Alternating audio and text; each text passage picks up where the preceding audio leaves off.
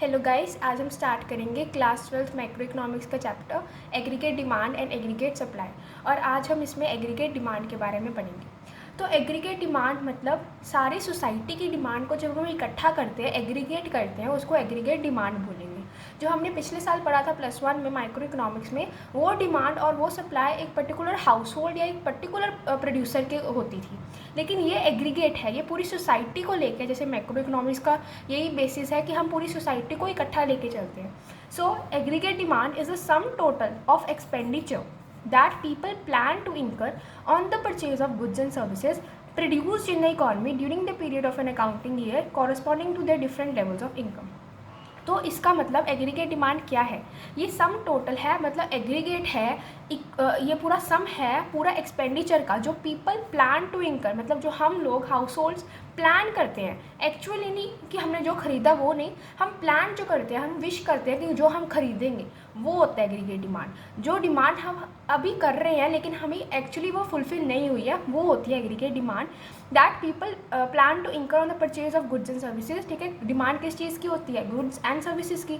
ठीक है, produced in the economy during the period of an accounting year, एक साल के लिए, and corresponding to different levels of income. जितनी हमारी इनकम होगी उतनी ही हमारी डिमांड होगी।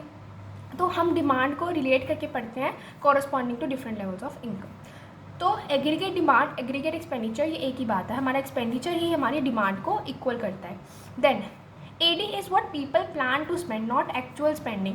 कि हमने जो प्लान किया है, जो हमने विश किया कि हम स्पेंड करेंगे, हमारी डिमांड होगी, वो होता है aggregate demand. Not what is actually done, actually जो हमने स्पेंड किया है वो नहीं, जो हम प्लान करते हैं स्पेंड करने के लिए, वो होता है aggregate demand. And aggregate demand को हम दो बेसिस के साथ पढ़ सकते हैं, एक जनरल प्राइस लेवल एंड एक लेवल ऑफ इनकम से।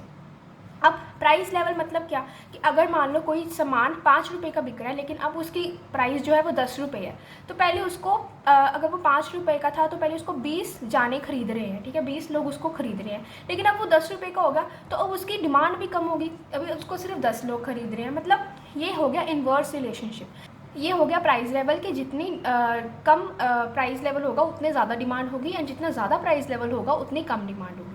ठीक है, इनमें इन्वर्स रिलेशनशिप है। एंड लेवल ऑफ इनकम, अगर हमारी इनकम पहले 100 रुपीज़ थी तो मेरी डिमांड 200 यूनिट्स है, लेकिन अब मेरी इनकम 500 है तो मेरी डिमांड 700 यूनिट्स है। तो मतलब मेरी इनकम बढ़ी तो मेरी डिमांड भी बढ़ेगी, अब मेरा खर्चा भी बढ़ेगा। तो इनका पॉजिटिव रिलेशनशिप है। एंड इस चैप्टर में हम एग्रीगेट डिमांड को लेवल ऑफ इनकम के साथ कॉरस्पॉन्ड करके पढ़ेंगे। ठीक है, नेक्स्ट आता है हमारे पास कंपोनेंट्स ऑफ एडी।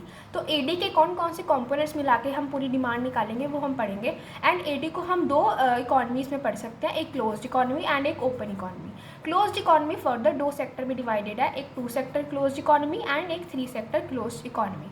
अभी 2 सेक्टर क्लोज्ड इकॉनमी, क्लोज्ड मतलब जो कहीं बाहर वाले वर्ल्ड के साथ लिंक्ड नहीं है और सिर्फ डोमेस्टिक इकॉनमी में हो रहा है। एंड 2 सेक्टर का मतलब जैसे हाउस होल्ड, जिसमें सिर्फ हाउस होल्ड हो, एंड सिर्फ इन्वेस्टमेंट मतलब प्रोड्यूसर सेक्टर हो। अभी हाउस होल्ड कंजप्शन एक्सपेंडिचर, ये क्या होता है? ये एक्सपेंडिचर बाय हाउस होल्ड, जो भी हम सामान खरीदते हैं, जो हमारी गुड्स एंड सर्विसेज के ऊपर एक्सपेंडिचर होता है, उसको हम बोलते हैं private house hold consumption expenditure, and इसको हम सी से डिनोट करते हैं। एंड ऑब्वियसली अगर हमारी इनकम ज़्यादा होगी तो हमारा कंजप्शन, हमारी कंज्यूम करने की कैपेसिटी भी ज़्यादा होगी। ऐसे है प्रोड्यूसर इन्वेस्टमेंट एक्सपेंडिचर, जिसको हम आई से डिनोट करते हैं। एंड ये एक्सपेंडिचर कौन सा होता है? जो प्रोड्यूसर्स एक्सपेंडिचर करते हैं ऑन कैपिटल गुड्स, क्योंकि उन्होंने अपनी प्रोडक्शन जो बढ़ानी होती है, एक बार वो इन्वेस्टमेंट करते हैं on capital goods. Capital goods मतलब मशीनरी, ठीक है, फिक्स्ड एसेट्स, ठीक है, वो वाले। एंड इसको हम कांस्टेंट लेके चलते हैं, ऑटोनॉमस लेके चलते हैं।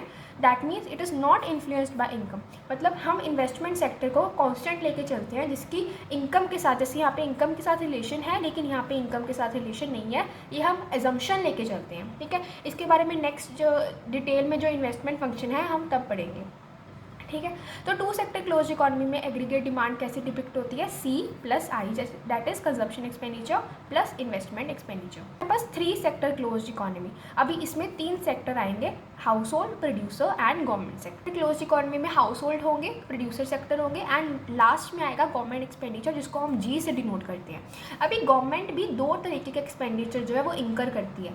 एक expenditure on capital and consumer goods, जैसे गवर्नमेंट भी कंज्यूम करती है, ठीक है, उसके लिए जो एक्सपेंडिचर होता है उसको हम बोलते हैं कंज्यूमर गुड्स। लेकिन जब कैपिटल के लिए वो इन्वेस्ट करती है, जैसे कि जो फिक्स एसेट्स के लिए इन्वेस्ट करती है, उसको हम बोलते हैं इन्वेस्टमेंट एक्सपेंडिचर, ठीक है। और इसको मिला के क्या बोलते हैं, कलेक्टिव कंजप्शन एक्सपेंडिचर, ठीक है। तो कंजप्शन एक्सपेंडिचर जैसे कि लॉ के ऊपर, ऑर्डर के ऊपर, हेल्थ के ऊपर, ट्रांसपोर्ट के ऊपर, एजुकेशन के ऊपर जो गवर्नमेंट स्पेंड करती है वो होती है कंजप्शन एक्सपेंडिचर। एंड गवर्नमेंट का इन्वेस्टमेंट एक्सपेंडिचर कौन सा होता है, जो वो फिक्स्ड एसेट के ऊपर इन्वेस्ट करती है, जैसे कि bridges, roads, power plants, machinery वगैरह के ऊपर ये होता है।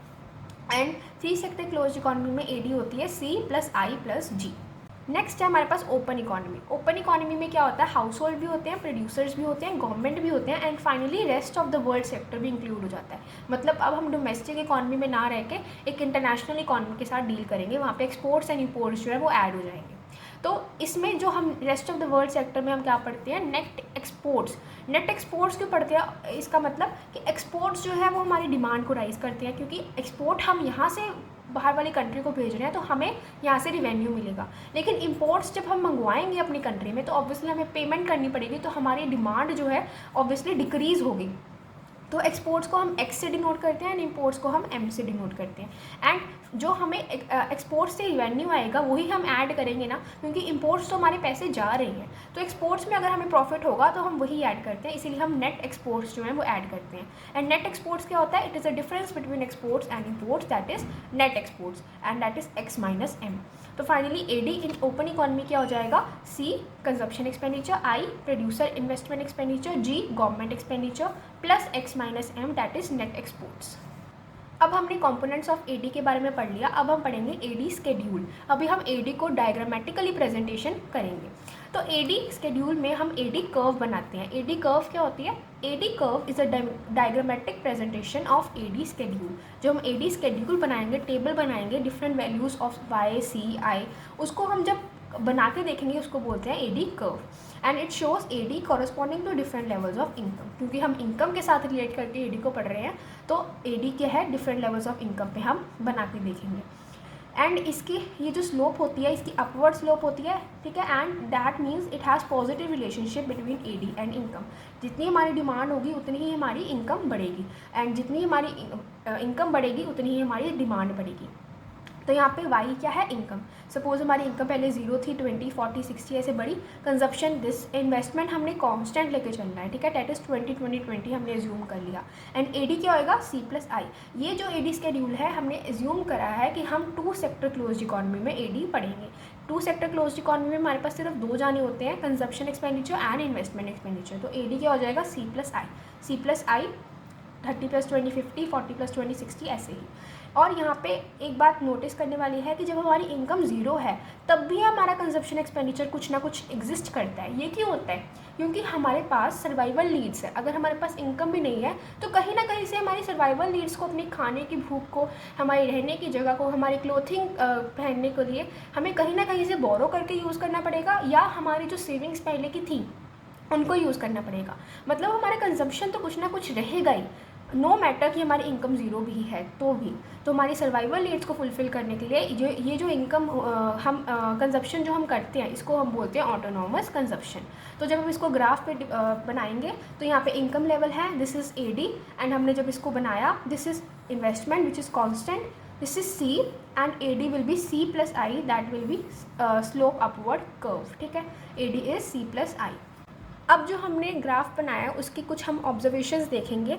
तो हमने जब देखा कि एडी क्या है, C+I, only consumption and investment, ये हमने एज्यूम किया है कि हम 2 सेक्टर क्लोज इकोनॉमी में पढ़ रहे हैं, तो it is consumption and investment expenditure only, ठीक है। एंड हमने पढ़ा कि यहाँ पे अगर हमारी इनकम भी 0 होती है, हमारा कुछ ना कुछ कंजप्शन हमेशा रहती है, जिसको हम C से डिपिक्ट करते हैं, which is called autonomous consumption. It is a minimum consumption even when income is 0, even when Y = 0, कोई ना कोई हमारी नीड्स जो हैं हमेशा रहेंगी।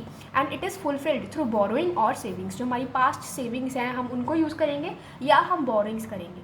क्यों, क्योंकि हमारी सर्वाइवल नीड्स हैं, हमारी जीने के लिए कुछ हमें कंजप्शन चाहिए ही चाहिए, ठीक है। देन पॉजिटिव स्लोप, हमेशा एडी की पॉजिटिव स्लोप ही रहेगी, मतलब वो एक अपवर्ड डायरेक्शन में लाइक करेगी, क्योंकि demand curve slopes upward because there is a direct relationship between demand and income. And last में है ऑटोनॉमस इन्वेस्टमेंट, जो हमने एज्यूम किया है कि वो कांस्टेंट है, मतलब कि it does not get affected by the value of Y and remain constant corresponding to all different levels of Y। तो इसमें हमारा एडी जो है वो कंप्लीट हो गया। If you find this video helpful please like and subscribe. आगे हम पढ़ेंगे एग्रीगेट सप्लाई। Thank you.